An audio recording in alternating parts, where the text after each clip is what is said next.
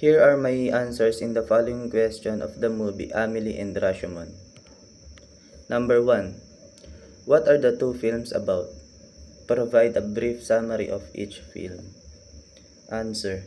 Number 1. In the movie Amelie 2001, Amelie is the main character in the movie. She finds the owner of the long-lost things. She finds love for others, and she solves problems by her own. The movie has joyful color and the scenes are very beautiful. And also the narrator who explained every small details.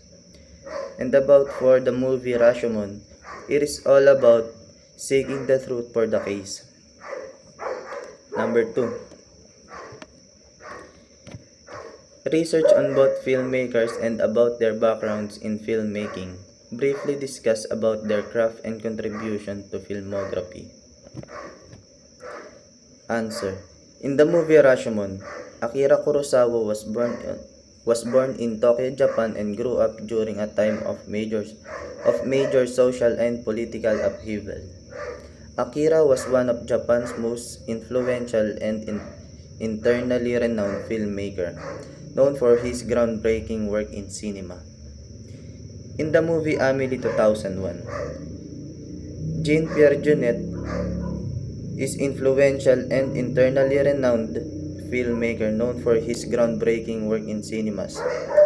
Jean-Pierre Jeunet contributes a lot in filmmaking, such as unique visual style, use of fantasy and whimsy, storytelling and character focus, innovative use of technology, collaboration with regular teams, recognition and impact, and thematic exploration. Number 3.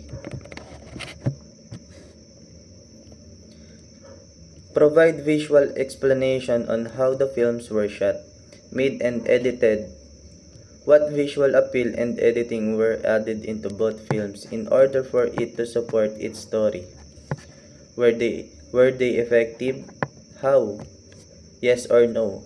Support your claims by providing screenshot for each film and explain why they were 50. Number 3. Amelie movie has a joyful color and opposite with the movie Rashomon because it has a dull color. Number 4. Choose two shots on each film that made a great impact on you. Evaluate and scrutinize the scenes why those four were memorable by making use of art elements and design principle and how they added to the effectiveness of the delivery of each scene. Further commentaries may be added in regards to emotions and personal interpretation. This is the answer for the number 4. When Amelie thinks how many couple in the world are experiencing orgasm. When the man saw the dead body and he ran so fast. Question number 5. After watching both films, compare and contrast the films. Provide at least 2 similarities and 2 differences. Expound your answers as per needed. Answer number 5. The similarities. They have both unique storytelling and they have both men and women in the movie. The differences. They have difference in color and the scene in Amelie is in the urban area while the movie Rashomon is in the rural area. Number 6. In modern day filmography, why CGI and visual effects often added or sometimes solely to make visually appealing films to engage its audience? Is it still possible to make films that have a similar impact without much dependence on it? Answer in number 6. No, because people nowadays have become accustomed to modern visual effects. Question number 7.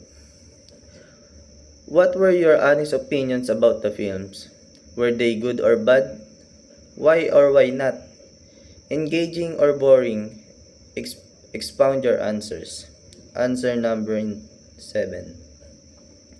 These movies are entertaining because of their unique storytelling, problem solving, and perspective on each person's point of view.